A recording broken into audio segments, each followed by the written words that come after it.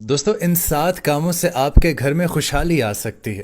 آپ بے شک 7 بھی نہ کریں، ان 7 میں سے کوئی سے 3 سے 4 کام بھی آپ کر لیں گے تو آپ کے گھر میں سکون، آپ کے دل میں سکون اور آپ کے گھر میں خوشحالی رہے گی۔ پہلا کام، صبح سویرے اٹھ کر اگر آپ کے گھر میں سورہ یاسین کی تلاوت کی جاتی ہے اور سونے سے پہلے کسی بھی ایک سورہ کی تلاوت کی جاتی ہے تو انشاءاللہ تعالیٰ آپ کے گھر میں خوشحالی رہے گی۔ اور کوشش کریں کہ اپنے پیرنٹس، اپنے ماں باپ اور اسپیشلی اپنے رشتہ داروں کے ساتھ اچھا سلوک رکھیں، اچھے برتاؤ رکھیں۔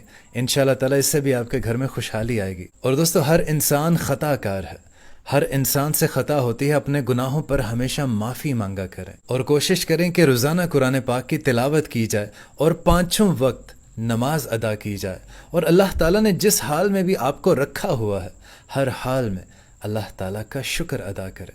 ان تمام چیزوں کے کرنے سے انشاءاللہ تعالیٰ آپ کے گھر میں بھی خوشحالی، لڑائی جھگڑے اور آپ کے دل کو بھی سکون ملے گا۔